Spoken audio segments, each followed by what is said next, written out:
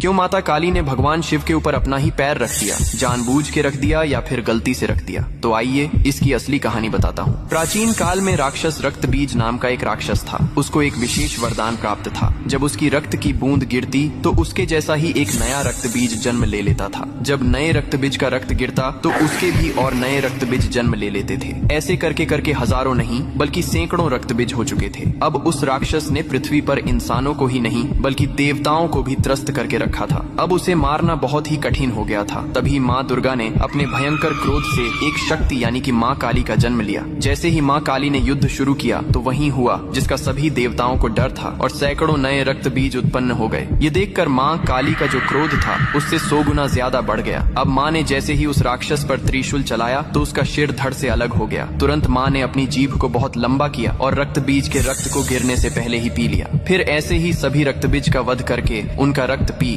कर उनका क्रोध अब 100 गुना से 200 गुना बढ़ गया था। धरती कांपने लगी थी, समुद्र मथने लगे थे, देवता भयभीत होकर इधर उधर भागने लगे थे। तब देवताओं ने भगवान शिव से प्रार्थना की, हे महादेव, आप ही माता काली के संताप को शांत कर सकते हैं। शिव ने देवताओं की पुकार सुनी और माँ काली के सामने युद्ध भूमि में पहुंच गए। लेकिन माँ अपने तांडव में इतनी लीन थीं कि उन्होंने शिव को भी नहीं देखा। तभी भगवान शिव ने स्वयं माता के चरणों में लेट गए। जैसे ही माँ काली का पैर अनजाने में शिव के सीने पर पड़ा, तुरंत उनका क्रोध शांत हो गया। उन्होंने नीचे देखा तो अपने प्रिय पति शिव थे। यह देखकर उनकी जीभ शर्मिंदगी से बाहर निकल आई। इसके बाद शिव ने मुस्कुराते हुए कहा, हे माँ, तुम्हारा यह रूप सृष्टि के संतुलन के लिए था, लेकिन यह रूप अब धरती पर बहुत धाम धूम से पूजा जाएगा। यही कारण है कि तस्वीर में और मूर्तियों में माँ काली को शिवजी पर खड़े हुए दिखाया जाता है, जो बहुत ही शुभ माना जाता है।